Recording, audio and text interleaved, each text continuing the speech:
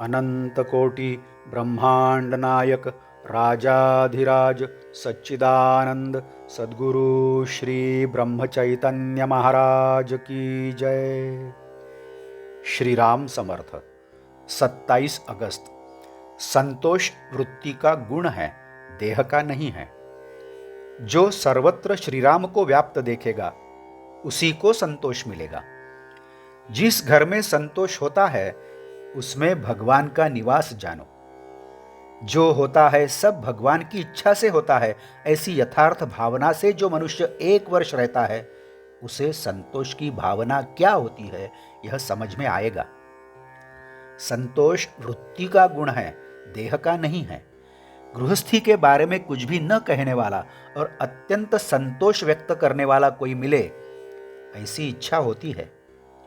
यदि ऐसा आदमी मिला तो संसार उसके पीछे दौड़ेगा। हमें संसार में कोई संतोष दे नहीं सकता। संतोष के लिए निष्ठा की अत्यंत आवश्यकता होती है। पांडवों को वनवास में जो संतोष था वह राज्य पद पर आसीन कौरवों को नहीं था। अतः परमात्मा जैसे रखें उस स्थिति में सुख से रहें। संत श्रेष्ठ तुकाराम महाराज का कहना यही है कि जैसे अनंत यानी भगवान ने रखा हो वैसे ही हम रहें और चित्त में संतोष बने रहने दें। भगवान की देन सभी दृष्टि से प्रिय हो। पैसा भगवान की देन नहीं है, उससे बेचैनी और अतृप्ति होती है। सचमुच संतोष ही भगवान की देन है। मनुष्य के पास कितनी जायदाद होने पर उसे संतोष मिलेगा इसका कोई निर्धारित प्रमाण नहीं है। जो परिस्थिति है उसमें यदि संतोष माने तो उसके पास जो जायदाद होगी उससे उसे संतोष होगा। जिसके मन में संतोष की वृत्ति है उसका शरीर जैसा भी हो उससे कोई फर्क नहीं होगा। संतोष को ही सच्चा महत्व है। लेने की अपेक्षा देने में ही अधिक संतोष है। लेने का तो कोई अंत ही नहीं होता। कितना भी मिले हमारी मांगने की वृत्ति कम नहीं होती, वह बनी रहती है। किंतु सब देने पर देने का अंत हो जाता है, इसलिए देने में संतोष है। हम प्रतिष्ठा से घेरे गए हैं।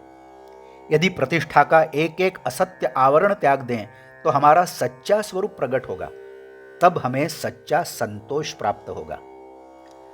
सृष्टि का कर्ता राम है, यह भावना निर्माण होना और वासनाओं का पूर्ण क्षय होना यानी वासनाओं की मृत्यु ही है। मनुष्य कोई न कोई हेतु रखकर ही कर्म करता है, लेकिन कर्म करते समय हर वक्त हर बात में भगवान की इच्छा से जो होना हो सो होता रहे, ऐसा अनुसंधान बना रहे तो फल के बारे में सुख दुख नहीं होता। हम सब यह जानते हैं, लेकिन ऐन मौके पर भूल जाते हैं। हमारे भीतर जब उर्मी उठती है तब उसे संयमित करे, सहे। दिया जब साथ ले जाते हैं तो अंधेरा गायब होता रहता है।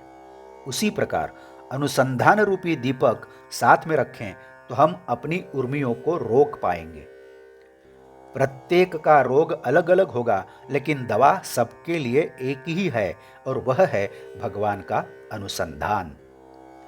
यह दवा चाहे अच्छे डॉक्टर से ली जाए या मामूली डॉक्टर से, रोगी का परहेज रखना तो अनिवार्य ही होता है।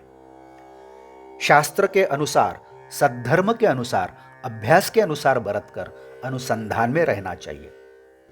अनुसंधान से जो सधेगा वह शतकोटि साधनों से भी नहीं सधेगा, और ऐसा यह अखंड नामानुसंधान ही सच्ची भक्ति है।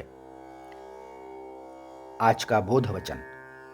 अन्य साधनों से जो सधना है वह केवल अनुसंधान से ही सध जाता है।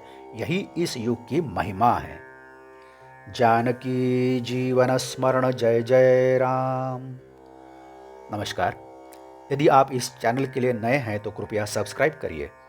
यदि आपने इस चैनल को अभी तक सब्सक्राइब नहीं किया है तो आप भी सब्सक्राइब करिए। इस चैनल को लाइक करिए, शेयर करिए, कमेंट्स दें। बेल आइकन दबाना मत भूलिए। धन्यवाद।